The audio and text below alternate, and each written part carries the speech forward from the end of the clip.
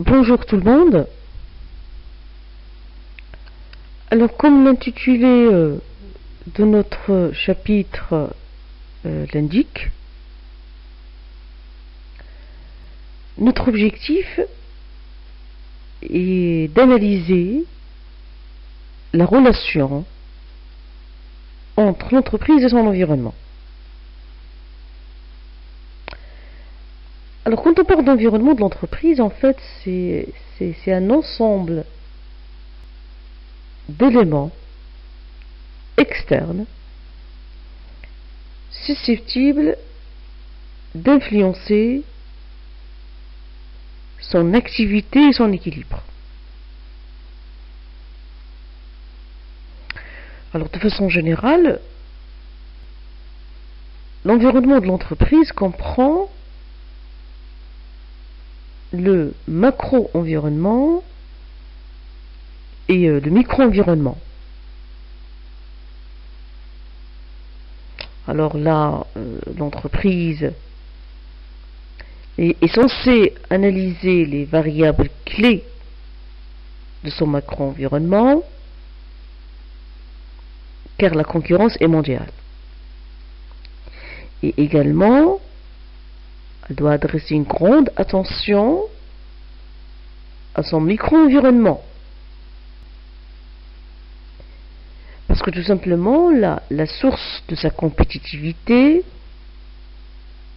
se situe au niveau local.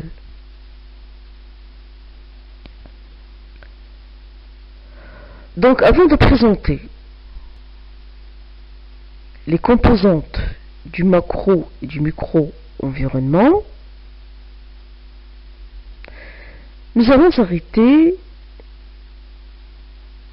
sur deux concepts.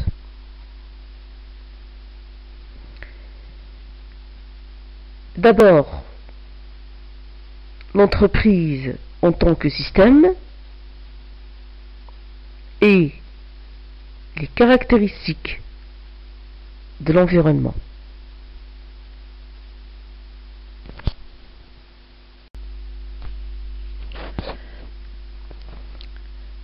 Alors, qui dit que l'entreprise est un système donc ouvert, ça veut dire tout simplement que l'entreprise doit surveiller en permanence son environnement. Car d'une part, elle s'intègre dans cet environnement et d'autre part, elle agit sur ce même environnement. Alors là, en fait, on ne peut comprendre l'influence de l'environnement sur l'entreprise que si l'on se réfère à la théorie des systèmes. La théorie des systèmes qui pose en fait le principe qu'une organisation ne peut être étudiée indépendamment de son environnement. Cette théorie part du principe que le tout est plus que la somme des différentes parties.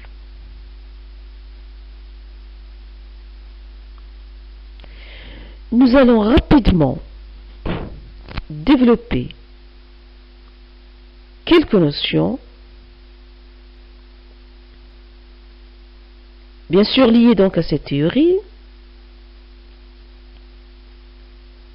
pour comprendre les relations qui se nouent entre l'entreprise et son environnement.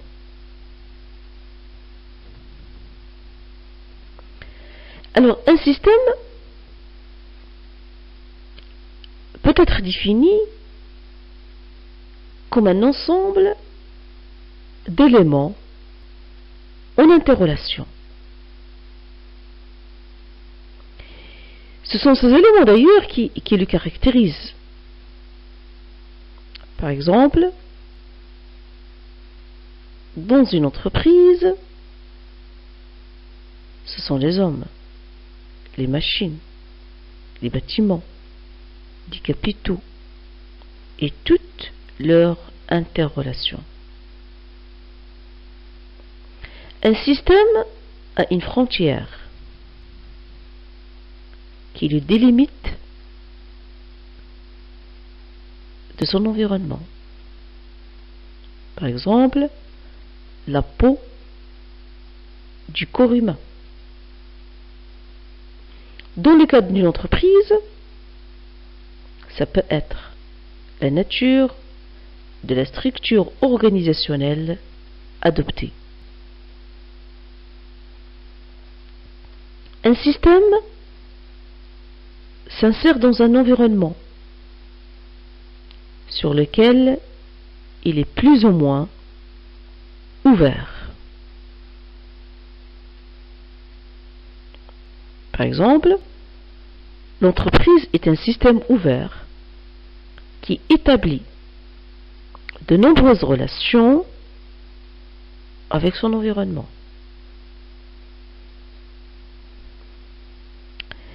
Alors, sous un aspect beaucoup plus fonctionnel, on peut dire qu'un système apparaît comme transformant des flux.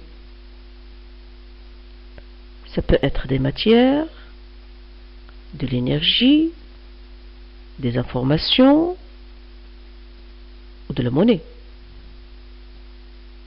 Par exemple, une entreprise industrielle transforme des matières. Une banque des capitaux. Une entreprise de presse, de l'information. Mais là, parmi ces flux, certains ont pour fonction de réguler le système. Dans l'entreprise, il s'agit des décisions et des procédures de contrôle. Mais en fonctionnant, un système interagit avec son environnement. Donc, il se transforme, il se développe, et il risque même de disparaître. Donc, ce qui fait ici que tout système tend à se désorganiser, à se détériorer et à se dissoudre.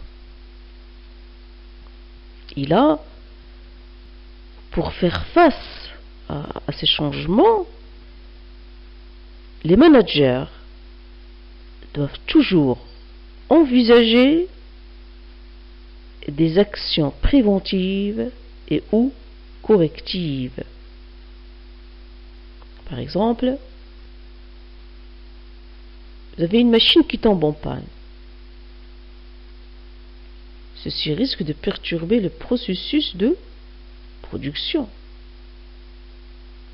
Et ceci risque donc également de faire en sorte que l'entreprise n'arrive pas à honorer ses engagements envers ses clients. Donc là, il faut mettre les mesures nécessaires. C'est réparer la machine. Et plus généralement, essayer d'entretenir le matériel en état, au bon état. Tout simplement maintenance. Par exemple, nos clients sont insatisfaits. Alors là également, l'entreprise doit prendre les décisions nécessaires.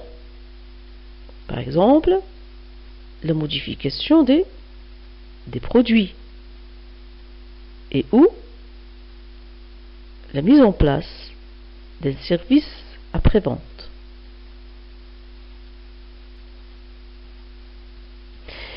Donc, on peut assimiler l'entreprise a un système ouvert sur son environnement et avec qui elle interagit. Alors, devant les menaces et les opportunités offertes par son environnement, l'entreprise développe des procédures destinées à stabiliser sa position. Alors là, on va revenir sur ces deux notions d'opportunité et de menaces. Alors, quand l'environnement est favorable à l'entreprise, on parle d'opportunité. Ça peut être par exemple une nouvelle chaîne de distribution,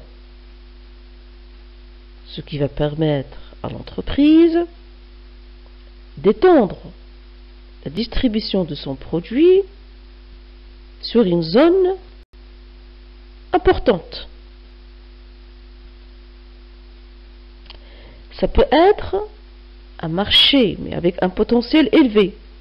Ça veut dire avec un grand pouvoir d'achat, ce qui va permettre à l'entreprise de vendre une grande quantité. Ça peut être également un changement technologique, ce qui va permettre à l'entreprise d'améliorer la qualité de son produit et également d'améliorer les procédés de fabrication. Et bien sûr, ceci va permettre à l'entreprise d'avoir un avantage concurrentiel par rapport à ses concurrents. Inversement,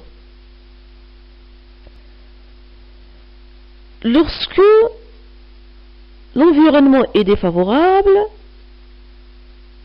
on parle de contraintes. Par exemple, vous avez l'entrée de nouveaux concurrents sur le marché. Alors là, ça risque de poser problème pour l'entreprise. Surtout lorsque le nouveau entrant, il est considéré comme étant un concurrent farouche. Ça peut être une chute de prix en raison d'un excès de production. Alors, l'environnement, il est propre à chaque entreprise. Par exemple, l'environnement d'une entreprise qui fabrique les voitures est différent d'une entreprise qui produit donc les biscuits. Donc c'est pas la même chose. Mais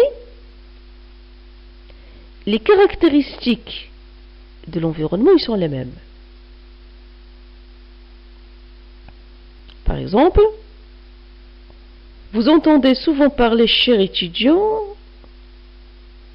de l'environnement. Il est complexe, il est incertain, il est instable. Alors, avant de présenter les composantes de l'environnement, les composantes du micro et du macro-environnement de l'entreprise, nous allons présenter d'abord les caractéristiques ou les caractéristiques de l'environnement.